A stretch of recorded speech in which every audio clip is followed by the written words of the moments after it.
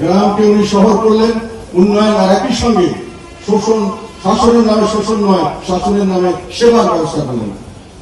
এই সেবা সঙ্গে সঙ্গে উনি শুধু এখানে ক্ষান্ত হননি, উনি সংস্কার সঙ্গে উন্নয়ন, উনি গ্রাম থেকে উপজেলা পর্যন্ত, উপজেলাকে গ্রোথ সেন্টার করে সমস্ত কর্মকাণ্ডের, সমস্ত ধরনের কর্মকাণ্ডের ব্যবস্থা করে, মিল ফ্যাক্টরি করা, বিভিন্ন বাজার হাট করা, এবং তাদের জন্য গ্রাম থেকে উপজেলা, উপজেলা থেকে জেলা, জেলা থেকে বিভাগ, বিভাগ থেকে রাজধানী এবং পোর্ট, যেখানে যেখানে করে বন্দর আছে, সমস্ত জায়গার জন্য যোগাযোগ ব্যবস্থা করলেন। সারা দেশে যোগাযোগ ব্যবস্থার আমূল পরিবর্তন হলো এরশাদ সাহেবের আমলে। এখন কোথায় কোথায় আছে কোন ডিস্ট্রিক্ট কে করছে?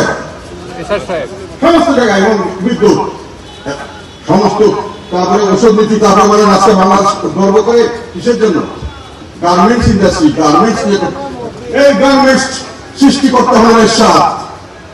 গার্মেন্টস করতে গিয়ে যে আমূল পরিবর্তন করেছিলেন উনি, যেটা পৃথিবীর ইতিহাসে কেউ করতে সাহস করেনি, ওনার সমস্ত মন্ত্রিসভা, সমস্ত এক্সপার্ট বলেছেন করবেন না, সেটা হলো উনি বন্ডেড হাউস করেছিলেন এবং ভ্যাক্টরি ভ্যাকান্সি করেছিলেন, যার জন্য ভুল করে বাংলাদেশের গার্মেন্টস ইন্ডাস্ট্রিকে বলে মডেল।